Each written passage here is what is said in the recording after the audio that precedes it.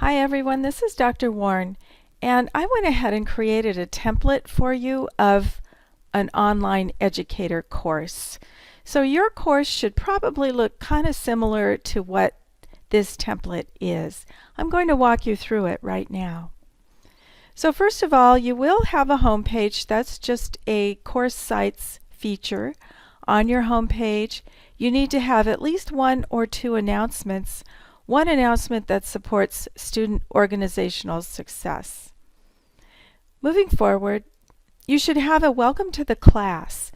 Again, this invites students, it makes them feel happy to be in your course. It creates a nice social presence, as Garrison would say. So here's a little guidance on that.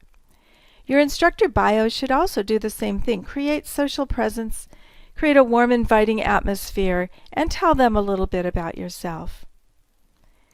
You should have an expectations link where you have instructor expectations and student expectations, and you're welcome to look at the expectations that are designed in your e-college course or your online educator courses, because those are good examples of instructor and student expectations. Your Module 1 should have an introductory or welcome discussion board. It should also have a lesson that introduces the subject matter. So you want to think about setting up your lesson. You want to have a kind of establishing context, introducing the subject matter, maybe a link to a video, give them an idea of what they're going to be learning. You also want to include your learning objectives here. I don't have that. I will add that note that you want to have your learning objectives for this module here. You want to have your learning activity, which should be rich. It should have guidelines and experiences and activities. You should have resources here. You should have exercises here. Something that will actually teach them what you're trying to teach them, and it matches the learning objectives that you've outlined above. You also want to have technologies. This is a technology degree. So you want to have technologies that are not just something that you're comfortable with, like PowerPoint or Microsoft Word or Excel, the internet. Those are not technologies that we're looking for as masters of instructional technology. You want to have something that really kind of supports your lesson, gives them a real true experience of using technology to learn. A simulation, an online case study, a laboratory, a virtual environment, multimedia, games, mind maps. So think about all those options, and we've got some more ideas here for you as well. And finally, in Module 1 or somewhere in your online course site course, you need to have a quiz or a test to measure learning. Let's go to Module 2, and it's pretty much a duplicate of the previous module I do have here. You need to have the performance objectives. I'm going to go ahead and copy those into Module 1 as well.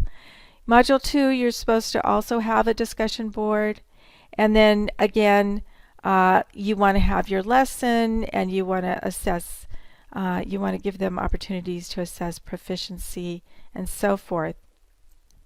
Now, in one of your lessons, I'm going to skip Module 3 for a second. I'm going to go down here to Online Educator Student Guidelines. Be sure and look at this section. So these are additional notes for your lessons. Somewhere in your online course, you have to have at least one authentic learning activity, at least one formative assessment, one assignment that uses a rubric to measure learning, and a quiz or test. You also need to have 2 discussion boards. I'll add that here. So I've got some guidance around authentic learning activity in this section under Online Educator Student Guidelines. So here's some tips and guidance for building an authentic activity. You have to have at least one authentic activity in your online lesson. So here are some tips for what that is. It's a real world activity. It's something that's based in the real world, and it gives them an experience that is relevant and meaningful and complex. Here's some examples of authentic learning methods and strategies that you can introduce in your lesson. Here's a couple of resources. You also do want to have a rubric, and here's a resource for a rubric. Also, when you have an authentic lesson, you probably want to have a formative assessment. So maybe halfway through that lesson, they create a portion of that final product.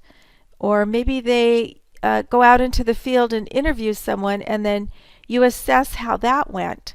You want to kind of help build those skills so that at the very end, they're not all of a sudden hit with having to do it all at one time and just demonstrate it all at one time. You're giving them formative assessment, you're giving them guidance along the way to be sure they're on the right track. That's what formative assessment is. And then here's some ideas around how to assess an authentic activity. So it's got a little example of baking a cake and how to assess the different criteria around whether you baked a good cake or whether you baked a terrible cake. So, and then the rubric that would support that. So there's your guidance on assessing an authentic activity.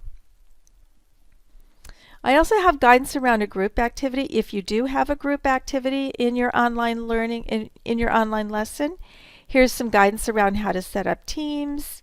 And again, you typically want to have, for a group activity, because it's complex, you want to have a formative assessment, a summative assessment, and a group work rubric.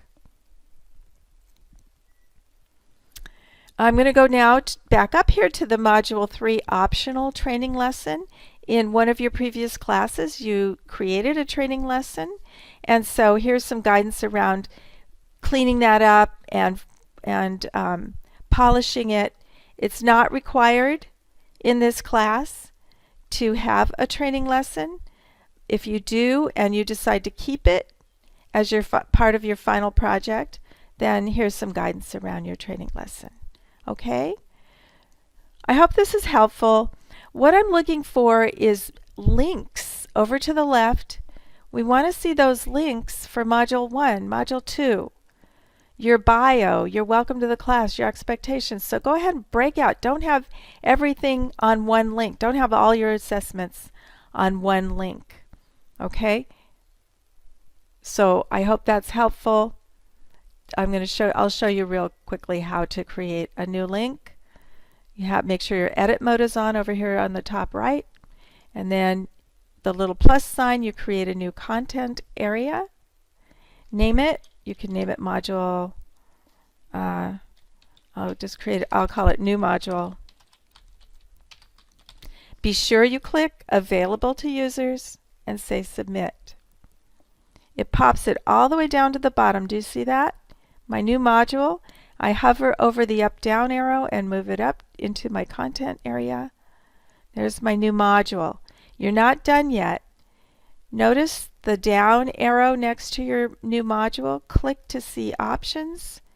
You want to be sure to say permit guests, and you want to be sure to say permit observers. And now your guests and observers will be able to access your new module. Now you go to your new module. You want to build content and create a new item. And this is where you put in your lesson. So here we are. And now you can start adding your material. Whoops. Sorry about that. Go back to edit.